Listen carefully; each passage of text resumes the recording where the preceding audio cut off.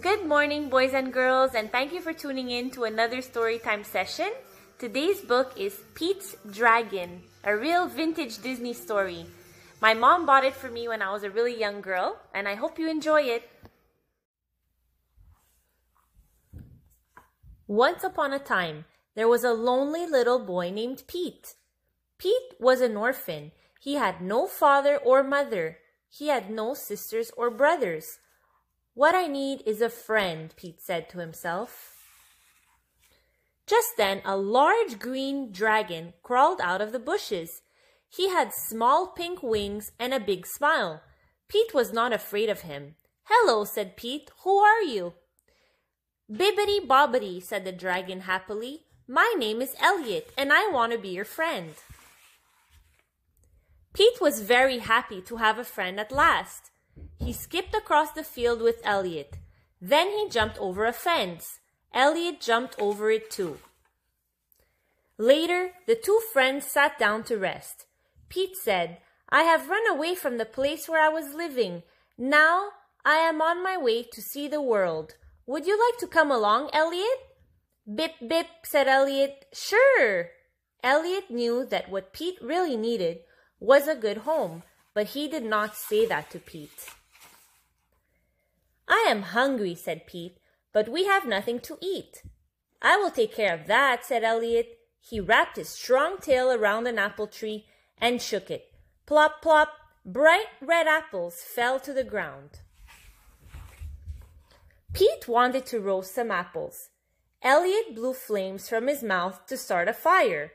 Then Pete put the apples on a stick and held it over the fire. When the apples were cooked, Pete threw one to Elliot. After their meal, the two friends started on their journey to see the world. With Pete on his back, Elliot flapped his wings and flew up into the sky.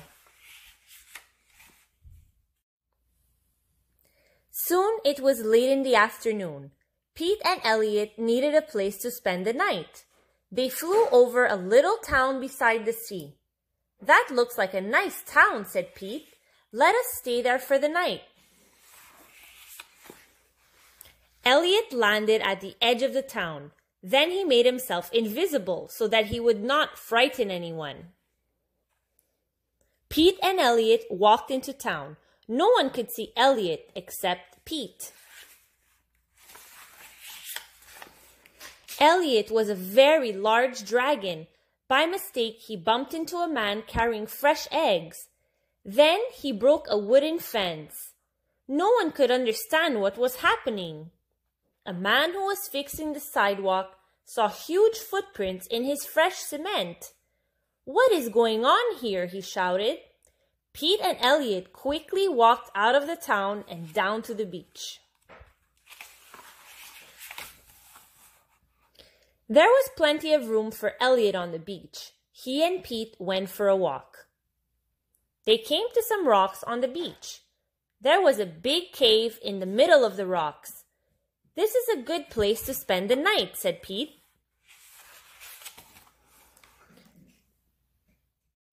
Pete and Elliot made themselves at home inside the cave. They played tic-tac-toe together. Once they even played it on Elliot's stomach.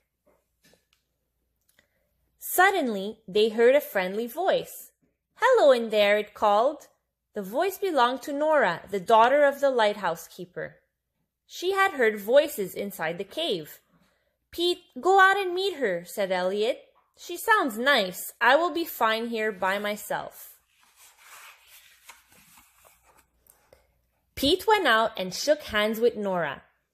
"My name is Pete," he said. "Would you like to meet my dragon?" "I'm sorry," said Nora gently, "but I do not believe in dragons." Elliot stayed hidden in the cave. He wanted Nora to like Pete.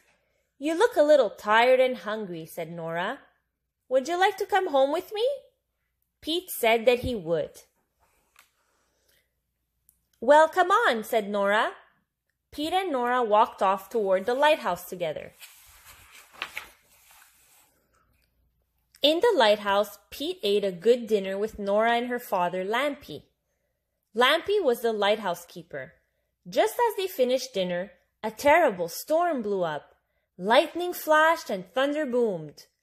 "The light!" cried Lampy. "It must not go out."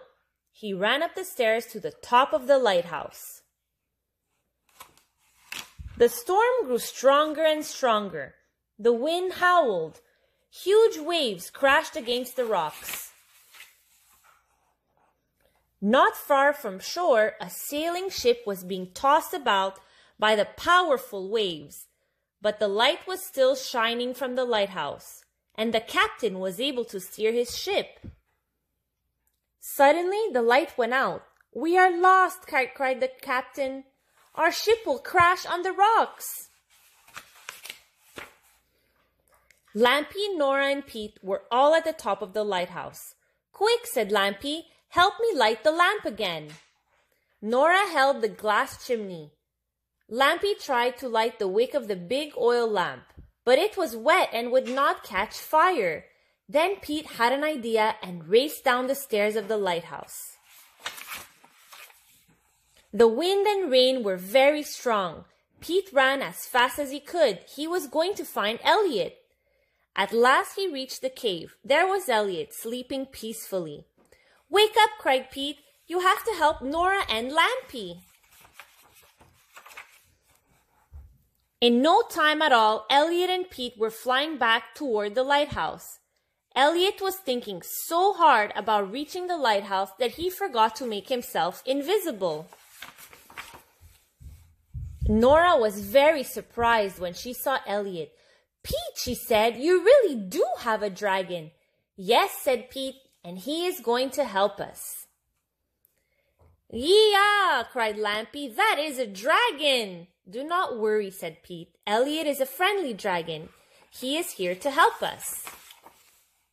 Pete quickly showed Elliot the oil lamp that would not light.